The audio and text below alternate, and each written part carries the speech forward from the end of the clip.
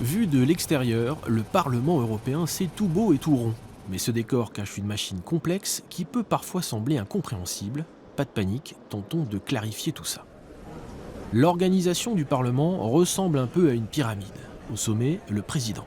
Il ou elle est élu par les eurodéputés et exerce un mandat de 2 ans et demi. Autant dire qu'il n'a pas beaucoup de temps pour profiter de ses fonctions et elles sont nombreuses.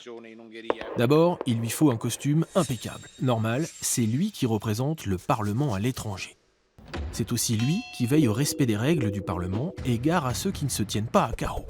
Enfin, il lui faut un bon stylo parce que c'est lui qui signe toutes les lois de l'Union européenne et même son budget.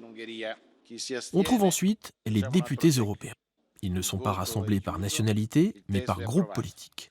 Pour constituer un groupe, il faut au moins 25 députés qui viennent d'au moins un quart des pays membres de l'Union européenne.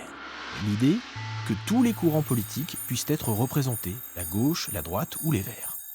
Aujourd'hui, il y a 8 groupes politiques au Parlement. Avec 218 sièges, le PPE, le Parti populaire européen, est le plus important.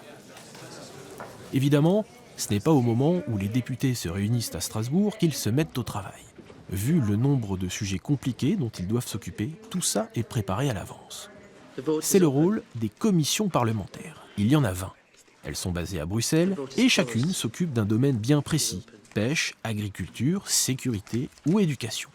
Les députés qui font partie des commissions préparent les dossiers qui seront ensuite débattus au Parlement. Vous me direz, il n'y a pas que l'Union européenne dans la vie. Exact, c'est pourquoi le Parlement européen a aussi créé des délégations, de petits groupes de députés qui voyagent dans le monde entier.